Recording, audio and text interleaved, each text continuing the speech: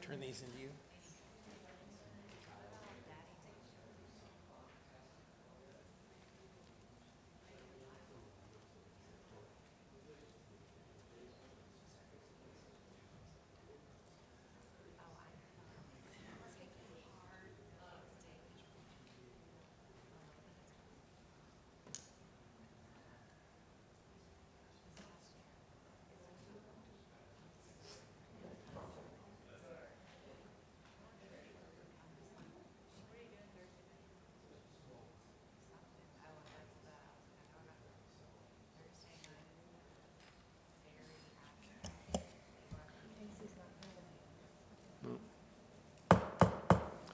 Good afternoon and welcome to the October 16th Board of the Tourist Development Council. Danielle, if you would please, well, first, was the meeting properly advertised? Yes, in the Escambia County Sun Press on October 5th. Great. If you would please call the roll. Jeff Bogash, Here. James Reeves, Mary Hoxing, Here. Shirley Cronley, Here. David Baer, Here. Ronald Rivera, Here. Matish Patel, Tinyade Brayton, and Casey Jones. All right, and we, 1, 2, 3, 4, 5, 6. We do have a quorum. Oh, and Mr. Reeves just arrived, so we definitely have a quorum. All right, well, let's call this meeting to order. It is, what time is it? 3:04 p.m. Thank you. All right, at this time, we will open it up to public forum, and we have two signed up. Mr. Tom Jardine, come on down. Welcome. Well, thank you. Good afternoon, Tom Jardine, 1112 Vita Luna, and I'm just a rank and file citizen who does not like what we're doing with our tourist money. We're spending $21.8 million, we're wasting it, we're squandering an opportunity. We should be making this county better for all the citizens of this county. That's why we have tourism. That's why the citizens have, we've sacrificed all of our precious real estate. If you go on Pensacola Beach, all the real estate was given away to these hoteliers and restaurateurs and so forth. We just recently gave away another Casino Beach property in 2020. It was clandestine. We essentially gave it away to Innisfree Hotels so they could put up a 12-story private hotel there. We expanded Via de Luna for tourism. The citizens are paying for this. We have $21.8 million. What money is going back into our infrastructure from that $21.8 million? Nothing. What money is going back to our environment? Nothing. You know, all these record tourism tourists that we come every year, we have more and more tourists. They all take a toll on our environment. They all take a toll on our infrastructure. But instead of improving those, what we do is we put all of our money, you guys who weren't elected, dump all of our money on Visit Pensacola, who was not elected, and it's all done clandestinely. These meetings are done at 3 in the afternoon where citizens have to take the day off of work to be here, and your meeting dates are never right. How come you guys can't have set your meeting dates a year in advance? Every board I know does that. You guys, you've had 6 meetings, only 2 of them were advertised properly. Starting in January, when you called an emergency meeting with like less than 48 hours notice, there was nothing you guys did at that meeting that you couldn't have given the citizens a whole, 5 business days to be ready. But what I came for, the theme today, I only have 2 minutes now, 1 minute, dissension. There's no dissension on that board. Whatever Mr. Baer wants to do, you guys do. We had an opportunity for nature centers to start spreading the money around a little bit. He didn't want to do it. He said that it wasn't a recommendation from the Auditor General. It definitely was. He didn't like the fact that we're paying for mowing our grass on Pensacola Beach. There shouldn't be any grass on Pensacola Beach, first of all. But he said himself that grass is mowed to enhance tourism. That's the whole definition of nature centers. So he had no reason why we should have nature centers, and you guys all went on it. The clerk, you guys harassing the clerk. Pam Childers, The commissioners are suing her because she didn't pay for some of their expenditures, and you guys are harassing her because she's paid for expenditures that the commissioners had authorized. She's allowed 3% from the ordinance was allowed 3%. Anyway, I only got a minute. She came up here to face you guys. You were harassing her for 10 years, demanding 10 years of her accounts. There's no sense of going back to 2013. And she was allowed 3% for the ordinance. You guys were supposed to be helping the commissioners out with their ordinance, and you didn't do it. Time. We Okay, appreciate but you. anyway, Thanks so much. she came here, and you guys had nothing to say to her. Not one of you made a whisper when she was faced off with you guys. Thank you, Mr. Jardine. Next speaker is Ken Pyle. Thank you for being here. Thank you, Chairman Bear. Yes, sir. Good afternoon, ladies and gentlemen. I'm Ken Pyle. I'm the secretary of the Chappie James Memorial Foundation, and I'm here really to ask a question. It's my understanding that the county attorney has not yet submitted the request you asked for, or said you were going to ask them to do, for Attorney General's opinion on whether TDC funds can be spent on the Chappie James Memorial. What is the current status of that? Do you know? I have to defer to Commissioner Burgash. Yeah, we discussed that at a Board of County Commissioners meeting. We gave that to our attorney for her action to either seek an Attorney General advisory opinion, and we're just waiting back to hear what she comes back with. So it's kind of in the process right now. Okay, what I heard the other day was that she refused to submit that request to the State Attorney General until the city clarified that it was going to own the monument. There is no doubt the city is going to own it. It's going to be on city property. Mm-hmm. So it seems to me it's a bit of a game that's being played here, where that letter has not yet been submitted. We were going to try to address it here at this meeting if we could have gotten that back. Mr. Powell, I know that there was some ambiguity as to who would have maintenance responsibility and There is ownership. no ambiguity. We have told the city that we're going to be responsible for the larger maintenance. The Okay. day-to-day stuff is going to be like any city park. The memorandum, the stewardship agreement is what we're calling it. We have a meeting next Monday with the city to hammer out the details of that agreement. And it's frustrating that your county attorney says that she won't do it until she gets something formal from the city. Well, I'll tell you what I'll do. After this meeting, I'll walk up and speak with her about it, because you refreshed my memory. There was an ownership question of exactly precisely who owns the property and who's going to maintain it. That is not, I mean, you can go onto the county records. There is no doubt Okay. that was a misstatement by some people, that Okay. there is no ambiguity about who owns Wayside Park. There's no ambiguity about who's going to own the park. We have an agreement with the Air Force Museum on who has custody of the airplane that's going to be on there, and that has to be the city, and the city's already signed that agreement.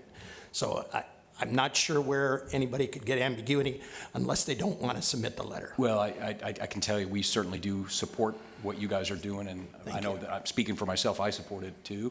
Wesley Hall is here. Wes, do you have anything to add to this? Have we cleared that up? Do you know? I saw you. Can you come forward? 'Cause Come we to can't the hear you. microphone, please. I'll sit down. Yeah, but you still have some time left, so, but I'm interrupting your time. Wes, do we have any clarification on that? We have not gotten clarification on that, but what I will do, I will check on that once we're done here. Okay. And see where we are on this, and I'll let you know, sir. I appreciate that. Thank you. Not a Thank you. problem at all, sir. Thank you, Mr. Hall. Okay, so, Mr. Pyle, when Mr. Hall lets me know, I'll double back with you. If you want to shoot me an email, district1@myescambia.com with Okay. your contact information, I'll get back with you directly. Thank you, Yes, Commissioner. sir. Okay, thank you. Thank you, Mr. Powell. Mr. Chairman, Yes, sir, Mr. Reeves. let me ask you this as a piece of information. When this came before the board, I had left early.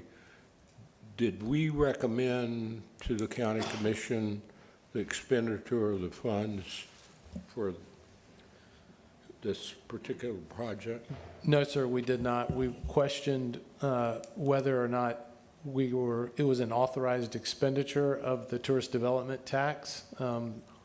The deputy county attorney, Kristen Huell, had presented to us that she found no authorization under the statute that it would be authorized.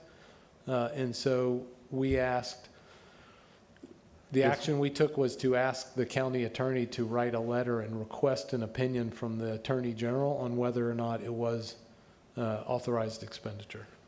Well, but suppose they find out that it is authorized, and you think of the position we've taken, which is there shouldn't be an expenditure of our funds without a recommendation from this board.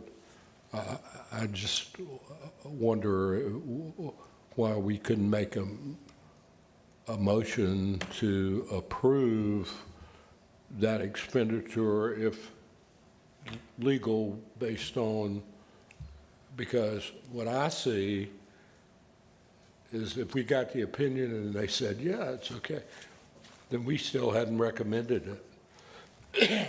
And I have no problem recommending it, subject to the Attorney General's opinion. I just don't think it's fair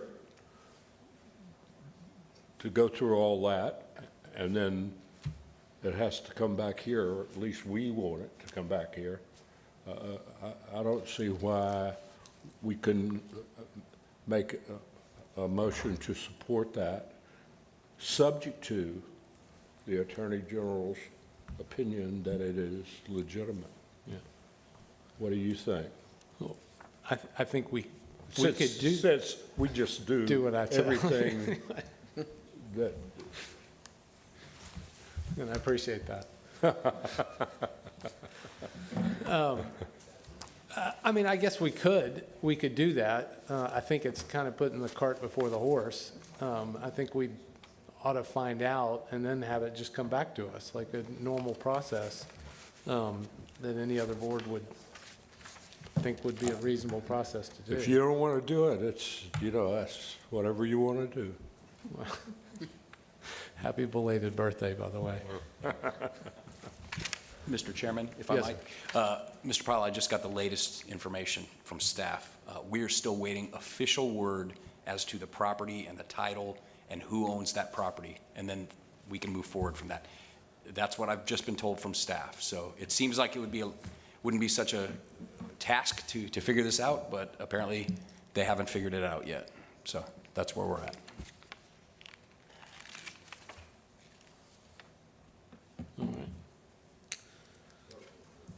All right, and those are the only two signups for public forum that we have. So moving on to the next agenda item is review and approval of the August 8th, 2023 meeting minutes. They were distributed in the packet. Hopefully So everyone move. Second.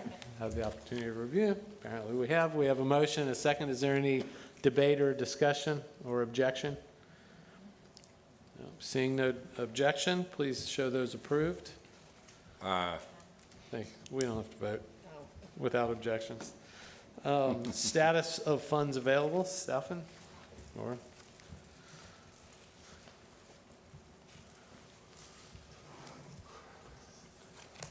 Good evening, Council. I am James Baker with the Escambia County Budget Office. Today, I will be presenting you with the status of the TDT funds through September 2023, and I believe the clerk's office has already provided you a copy of those expenditures. For the FY 2023 collections through the end of September, those total $21,582,470 as compared to the collections of through September 2022, which totaled $21,816,411, which is a collection difference of roughly $233,941 this year over last. The FY 2023 collections through September totaled $21,582,470, which is 115% of the FY 2023 TDT budget, which was originally $18,750,000. The expenses through September totaled approximately $14.3 million. The current TDT cash balance is $28.8 million, as well as the rolling fund balance is $28.8 million through the end of September as well. So, thank you. Are there any questions or comments? All right, thank you very much. All right, moving along. Unified budget, Visit Pensacola, Darren Schaefer. Why don't you give us an update, please, sir? Thank you. All right. Well, thank you so much for the opportunity to come before you this afternoon to speak and give you a little update on Visit Pensacola, what we've done the last fiscal year, and give you an idea of the programs and examples of some of the campaigns that will be coming up for the next fiscal year. And truly, thank you for the support for the unified budget and your commitment to growing the visitor economy in Escambia County. So in the last 12 months, we've welcomed more than 2 million visitors to Escambia County. And we do that by telling our story in 40 different markets throughout the Southeast United States and beyond. And through all of our 6 marketing channels, so when we're talking about digital and print and broadcast and social, out of market, we reach over 240 million impressions and get our message in front of the traveling public. And some of the ways we do that is through social media, and our social media followers have increased over 200% this last year across 6 channels, and we're able to do that because we have a dedicated individual who has really, truly grown our social presence. And so I encourage you all to get on like and follow us and let us know if there's something that we should be talking about. Please share that with us. Another thing we're very proud of is visitpensacola.com, the website. Our traffic has increased by 19%, over 2.2 million visitors. And we're also really proud of is that our own residents appreciate having visitpensacola.com as a reference for things to do in the area and special events, because we're just again voted top website in the InWeekly Best of the Coast reader poll. And that's been several years in a row, so we're happy to maintain that position. Throughout the year, we continue to reach out to new businesses and try to bring more tourism-related partners into the message that we send out. So we had 73 new partners in the last fiscal year. And again, as you just mentioned, we generated more than $21 million in TDT, so 21.58 specifically. And so that is, here's a graph that kind of gives you that line. Truly over, if we even just look at the first 4%, over the last 4 years, it's been from 2019 to now, it's been an increase of 40%. So averaging 10% a year. We see our greatest growth the last couple of years in an area that we've been targeting, which is visitors coming in January, February, and March, and we see that then in February, March, and April receipts. And as was mentioned, based on what the county budgeted for and what we received, we were 15% more than what was budgeted.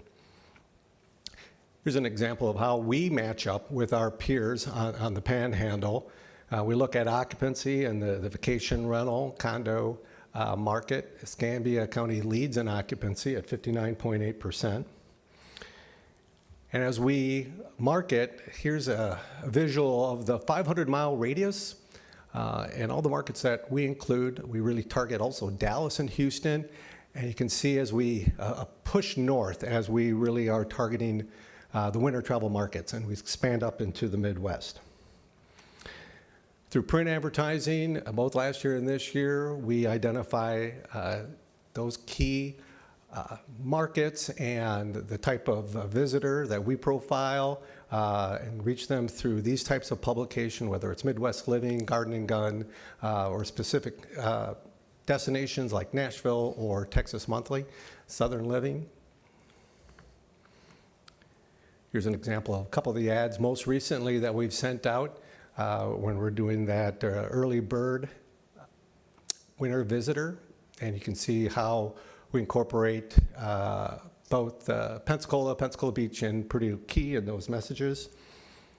Outdoor advertising, we have several billboards along Interstate 10 and also on I-65. And most recently, we've added an additional board in Alabama that's on the Baldwin Beach Expressway at Highway 32 that helps promote Florida beaches coming in from Alabama.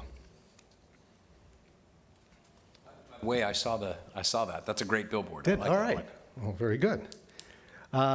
Digital advertising, that's the biggest portion of what we do in our marketing, and so it serves a couple purposes. We do inspiration, we do engagement, and then we get to the actual booking. So you see this funnel of how we tell that message and we keep moving people down that funnel to booking, and those are the different platforms that we work with. Some of our digital ads that you'll see always have a call to action that is either make plans or find your way. We're doing more broadcast and cable TV than we've ever done before. So you can see the markets that we go into on the left-hand side and then some of those channels that you might recognize. In addition to that, we do a lot of connected and streaming TV. So again, we're targeting the visitor, the individual that lines up with the travel tendencies, those that like to travel, those are interested in a beach destination, then we find them on these different channels. So we have the ability to, through Connect and Streaming TV, really cover a lot of distribution channels. So I want to talk a little bit about our campaigns. The Way to Beach is our umbrella message that we use to generate awareness, engagement, and action. And again, we use this in all of our different distribution channels. We have a campaign that has been successful. I mentioned the winter visitors, where we're attracting those folks further north during the colder months. One of the campaigns is the early bird gets the warm. In addition to that, we have an ongoing program to promote direct flights into the Pensacola area. So catch an easy flight to easy going. And of course, we're adapting that message depending on what happens with the flights. And now that we have direct flight to New York, we're changing our message to support that. Something that's been really successful and we're spending more money on is our interest marketing. So whether it's history, fishing, diving, the foodies, craft beer, birding, we have found those to actually have the highest return on investment. So those have been successful, and we're building on those, reaching those folks with those individual interests and telling them how they can enjoy that in our market. Additional campaigns, do something we call a partner bonus, and that's promoting partner activities and events that are happening in the market, so reaching out to visitors that are here, encouraging them to explore throughout the county as well as residents, but also spending more time and energy on meetings, the incentives, conventions, and events. We're seeing that the meetings and conference market is continuing to come back. It's almost fully back, and we have a lot of great venues for that. We don't necessarily have the largest venue, but we have a lot of great venues, and so we target the appropriate size opportunities to come to Pensacola.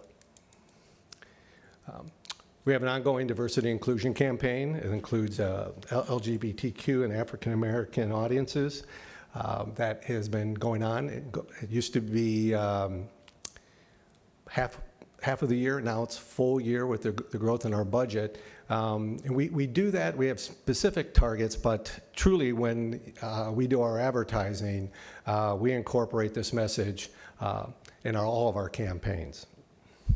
And then to the right, international markets is something that is coming back. We work through Visit Florida in attracting the international market. We've seen it grow from 2 to 3, going on 4%. So every year, we're looking to grow that, take advantage of not only what Visit Florida is doing to attract visitors, primarily from, we see a lot of activity from the UK, London, and Germany, and of course Canada is a big portion of that. But also identifying opportunities to get to Pensacola through Atlanta and New Orleans instead of just Miami and Orlando. And finally, Tourism Works and Share the Sunshine.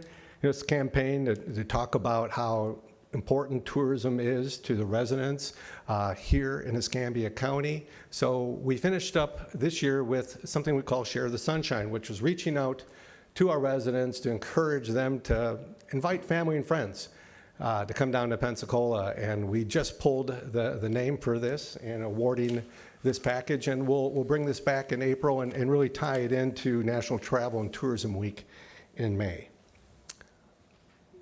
I want to talk about just a few of the promotions that we do. We've tried this past year and had a lot of success in targeting influencers through a company called Madden Media. They help vet the influencers. So we're finding the right people that truly have audiences, and it's not just a hobby. And so we've expanded this from 4 influencers up to 8 influencers. It'll be the 3rd year we do the Seafood Rodeo with Garden and Gun, which has been a sellout experience every year.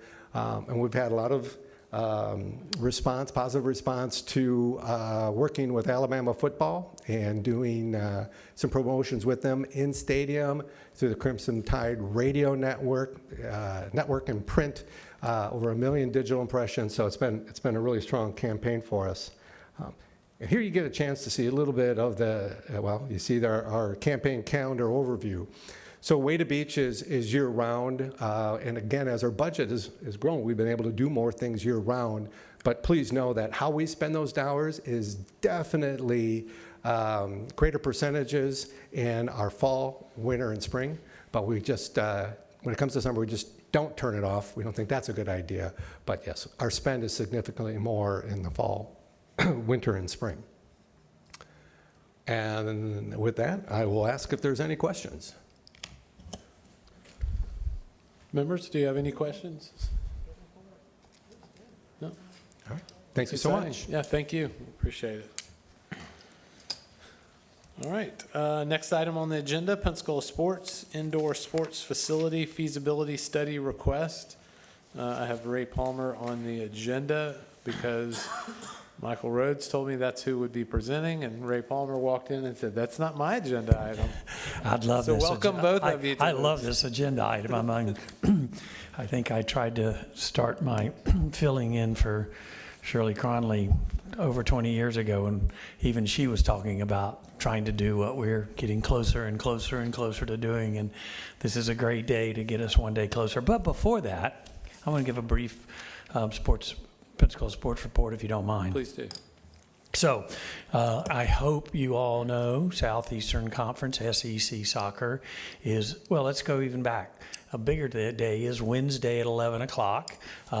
We built a new building. Y'all built a new building. The county built a new building at Brosnaham Park in support of the efforts of SEC Soccer and long years of Gulf South Conference and NCAA Soccer. And as a result of that, we hosted the NAIA about a month ago to host them to do a site visit for their upcoming championships of 16 NAIA collegiate teams.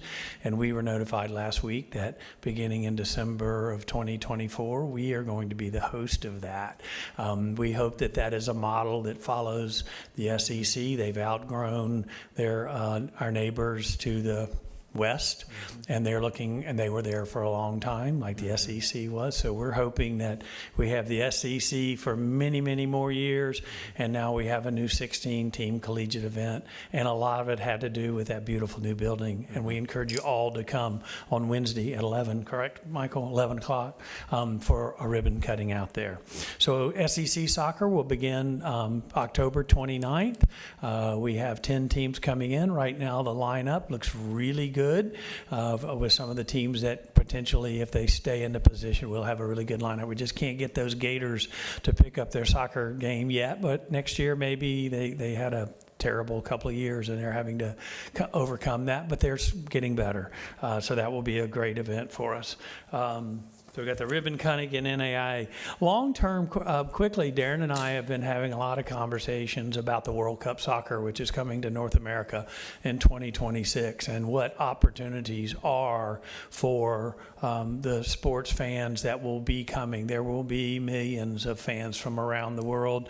They're working on some initiatives that are international that we think that we might be able to play off the fact that they'll be playing in Atlanta, Dallas, Houston, and Miami, all markets that we have direct flights to. And so Darren and I and then their team and Pensacola sports team will be having even more conversations, because they're not going to come play here, but they're going to become looking for places to go between venues. And so we really are excited about that.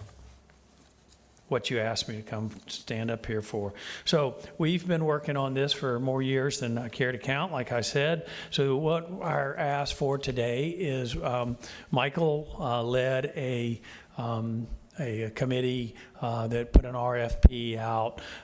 We've looked at what do we need, and we've looked at where we've put it. And we've been here and we've been here. Well, now we're here. And now we have a location and we know basically what we need, but we needed now the architects and the engineer types to come in and say, okay, this is what you want. This is where you want to put it. This is exactly how much of what you want you can put and how you can do it, what challenges are, and to basically sign off on that, checking that box of getting us to the next phase of having built building a indoor multi-purpose venue. The location is also out at Brosnahan Park, next to the soccer complex, if you will, and this new building will be approximately, I'm going to tell you, 100 to 130,000 square foot of a building is what we envision, that will be able to do everything from car shows to basketball to pickleball. You can't do anything without pickleball anymore. Pickleball and any other mat sport or convention or conference that you would like to have out in that part of the community. So anyway, that's the request, is to fund this study. We have negotiated the agreement, and it just needs to be funded. Stefan has found us where the money's going to come from, I believe. Yes, he has. He gave me the thumbs up. So that's what our ask is. And I'll just tag on to what Mr. Palmer said. Michael Rhodes, Michael Rhodes, Director of Parks and Recreation. For many years, Escambia County has been reviewing sports marketing, event, and athletic facilities and possible locations a venue of this nature would fit. As Mr. Palmer said, the beauty of this is at Ashton Brosnahan Park, it's a county-owned facility, and we're not looking for pieces of property to put this on. There's ample footprint out at Brosnahan Park. Again, as Mr. Palmer said, we're looking for what that looks like. We have the property.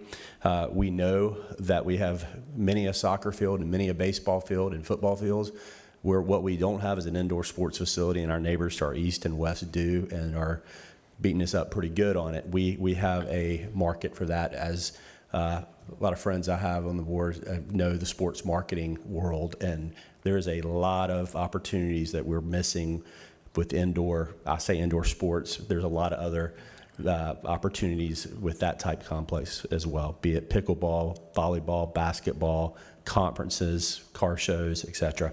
As Mr. Palmer said, we have negotiated with Convergent Design. We went through the county procurement process to a T.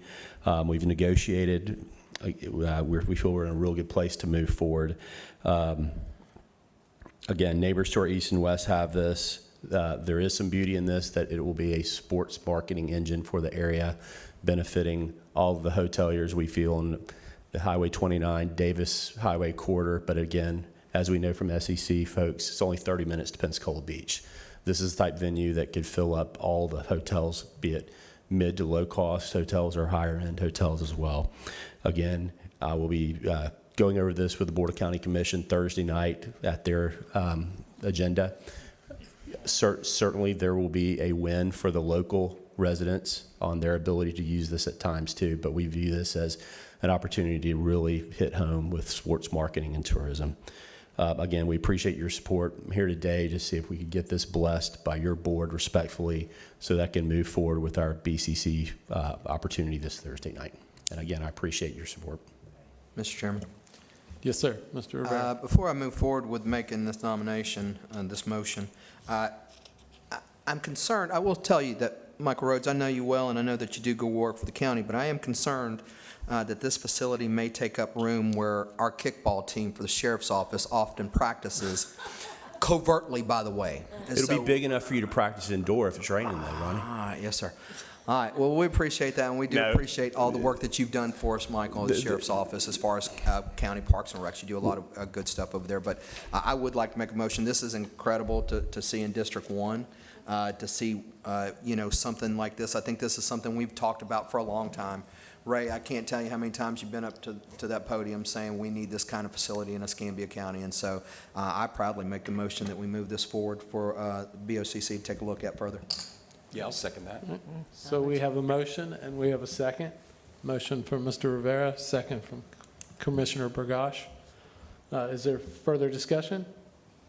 No, I just want to thank Ray and Mike for all the hard work and doing that and bringing the SEC and the NAI. I mean, it's, you're stacking the wins together. I wish it were in District 1. It's in District 5, but it's still a huge win. Is it? Yeah, Is it's that still right a there on huge that win one? for Pensacola. It's a long way from Pretty to go Key, that's all I know. Fair enough. Thank you, guys. Thank you very much. Yes, sir. If I could ask a question. Yep, Yes, sir. Mr. Patel. Do you know the actual funding of the building? Would this be done by only Escambia County, or is there like a third party that's being involved? I know in previous years there was all kinds of stuff. That will be part of the study, will be alternate funding sources. There are opportunities that we are, we're going to look for everywhere. We're going to look everywhere we can look, but part of the study is a core requirement for them to help make sure we are looking at other opportunities for funding. Okay. So I have a question before you guys walk away. Well, we hadn't taken any action yet. We just have a motion and a second. Yeah, that's right. So this is exciting, and we've been wanting to have something like this in Escambia County for a long time. My question is, how long ago did we do a feasibility study for the old ECUA plant? Ray, I know you were. So the originals, in 13, we had a free study done by the Florida Sports Foundation. In 16, we hired Crossroads Consulting to do the full-blown just sports feasibility. Tell us all that we have and what we don't have. That came back with an indoor. In 19, we reconfirmed, because at that point, Foley had gone into the business. At 19, we had Crossroads come back and say, prove it to us again that it's still a viable option. This is going to briefly go back and confirm those numbers again, since COVID has changed things. The market around us has changed things. Demand has changed. They're going to confirm that demand. So to answer your question, 19 was the last time we had a firm commitment on what it is that we need to build. Is that the answer? Yes, that's the answer. Is it the same Crossroads? Is that the same person that's going to do? Crossroads is not the lead agency in this, because this is more architectural and engineering than Crossroads was. Crossroads is a part of this group, and Convergence was part of the group here. So they know our market very well, which should help us, because they should be able to come in quickly. I'm hoping we're pressuring them to remind them that they should know this well. Right. So they're part of it, but they're not the lead agency anymore. Okay. And yeah, we'd be happy to put Bud Light on top of the building. Good job. One more question. Those are some of the funding opportunities we were looking at. One more question. So part of the study is obviously identifying funding options, Okay. as Mr. Palmer said. And is there is there an amount that the study's going to cost, or do we know? Yeah, that's in there. It's in the back. Yeah, yes, sir. It was in the backup. It was for $257,127. And again, that was negotiated at several meetings that our team went through the procurement process and negotiated with Convergence and Mr. Palmer. As he said, they were able to leverage some of the past studies that they would use in their studies moving forward. We had five initial submittals, and this was the one selected, and then we negotiated with them. So David, are you in favor of this? You trying to figure out which way to vote? Yeah. I'm gonna wait till you vote. Yes, sir. Well, I have a question for Stefan. You said you've identified the locations. I see in the notes that it's from the third cent, Fund 108. Is that the unrestricted portion of Fund 108? Yes, it is, he says, without a microphone. Okay, that was all I was asking. I was just curious where it was coming from. Just information for the council, just so you know, we're ending the fiscal year with over 19 million. Will you speak to the mic, please, so the people at home watching could hear? Sure. We are actually ending the fiscal year with the council's reserve policy. We have over 19 million in the various buckets. And to your question, again, through the microphone, yes, it's the third cent out of the board's available reserves. So. Okay, okay. How much of the reserves is the fifth cent that we've been collecting and not spending? Mm-hmm. The sports complex. The Bud Light Sports Complex. The Bay Center. Yeah.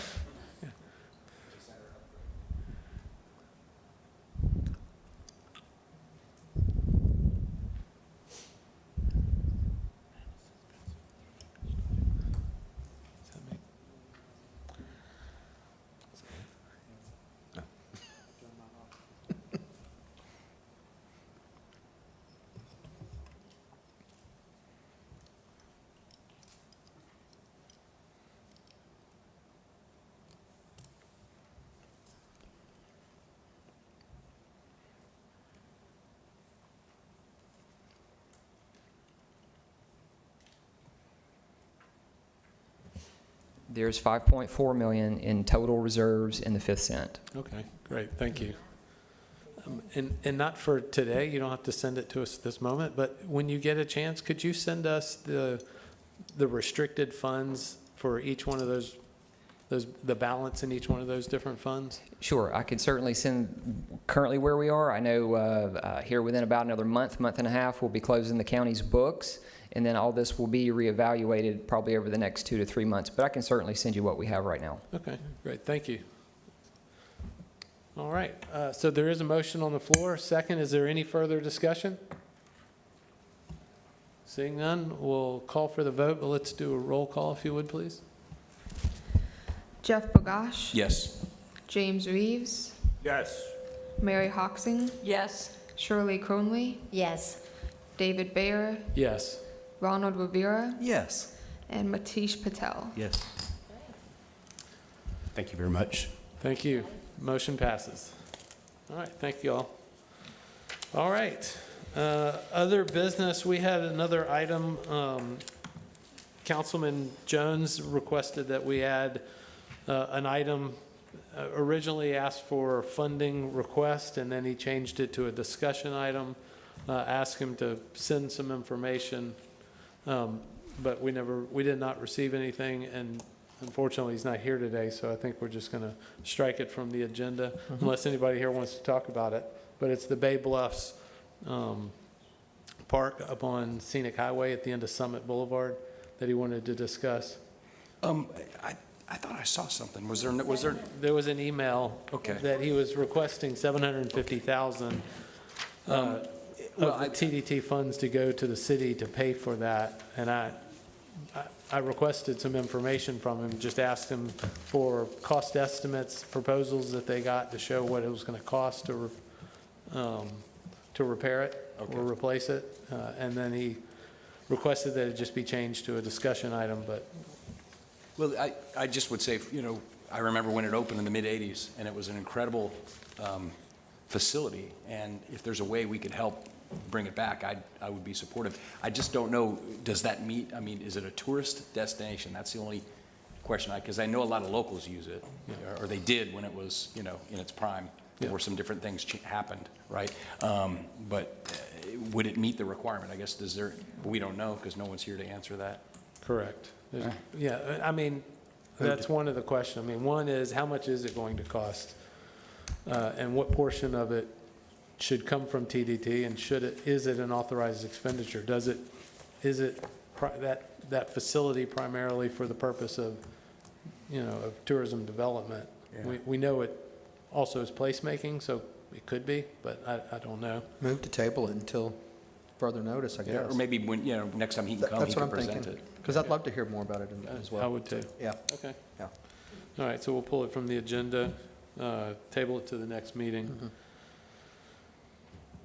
And that actually concludes all of our business items. Closing remarks, and we will start on this end with Mr. Patel today. Just nothing. Just Visit Pensacola's doing a great job. Pensacola Sports, I know they've got a big moved over there to Pensacola State College, so I think everything's going in the right direction. Thank you. Yeah, thank you. Ronnie? Nothing. Thanks for all the partners that are involved in tourism in Escambia County and making Pensacola and Escambia County a better place. Thanks, everybody. Shirley? Ray, I want to commend you and Michael and those with getting this facility out at Brosingham. That's going to make a tremendous difference to the sports marketing efforts. So congratulations on that. Thank you. Mary? I just was going to say the same thing. Congratulations, Ray, and I hope this all comes to fruition soon. Yeah. That would be great. Thanks. Mr. Reed? Fantastic. Fantastic. And I just want to congratulate you, David, for having a 48-minute meeting. You do it on Thursday just to hurt the working people. I did. Commissioner? I want to echo everyone's congratulations of Visit Pensacola and Ray Palmer and Pensacola Sports, but I also think it's profound, that number of $5.4 million and that 5th cent. That was a battle getting that 5th cent. There were a lot of people to this day still want my head on a stick, but it was a good thing to do, and we're going to build that fund, and we're going to do some good things with it. And I want to thank the tourists who come and spend money here. And the thing about this season, it's still busy at the beach. I mean, it's been a great year. We're a little bit down from last year, but last year was exceptional. And just everyone's doing great. The 5th cent's a good thing. Yeah. Great, thank you. I want to thank everybody, the TDC members, for your active role in tourism, and for the industry members out there. Congratulations for Pensacola Sports and this study, and Michael Rhodes with the parks, thank you for your participation as well. And James Baker, thank you for your presentation today. And most importantly, I want to congratulate and thank Nicole for being the Fufu curator and doing a great job leading up, because before we meet again, Fufu Fest will happen, and we're excited. It looks like a great list of events, so thank you. And to the Island Authority, I don't want to forget you, since you're here. With that, that's all I have to say, and this meeting is adjourned. Thank you. Thank you.